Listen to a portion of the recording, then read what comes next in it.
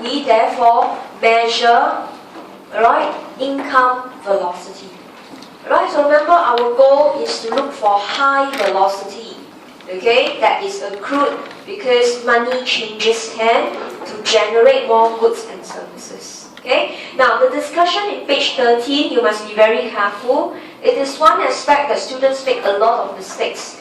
This entire discussion only has 3 equations.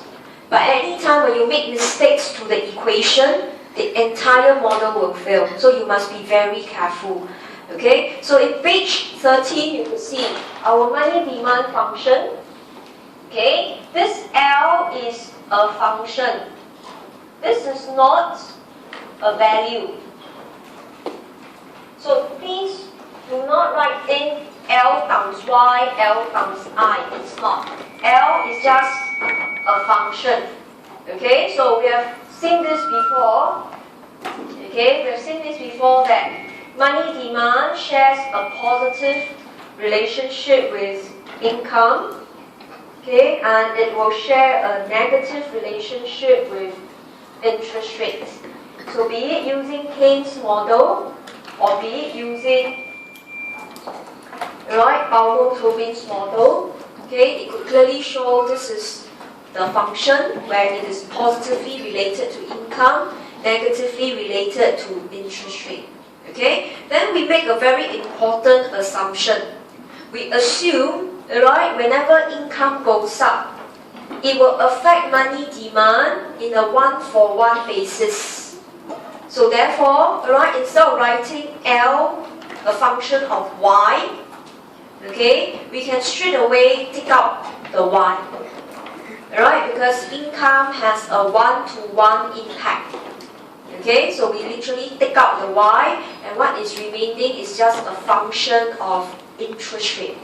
So the entire equation is the same as equation 9, that money demand depends on income and interest rate. Just that now income has a one-to-one impact. Okay, so from this equation, okay, we can invert it. Instead of writing M over P, we can write it as P over M. So we will get 1 over Y times Li. Right? The reason why I want to do it is because I want to combine the relationship between velocity and money demand. So where does the relationship come in? If you look at equation 11, this is the equation that we saw last week. Right? To measure velocity, you take your country's GDP, PY, divide by M. And if you see carefully, okay, actually there was a relationship with velocity. Alright, okay? Velocity and money demand is inversely related. So instead of writing, alright, your M over P, you inverted it.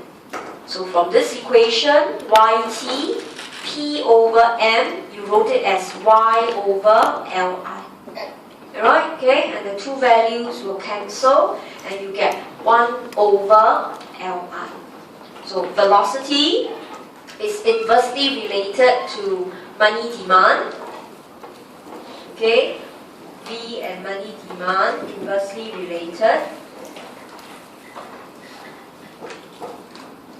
Okay, then velocity and interest rate. Okay, but we must be very careful. Okay, that this interest rate, we should not say that they are inversely related. It is not correct. So to understand the relationship between velocity, how fast money changes hand, and market interest rate, okay, we move on to page 14.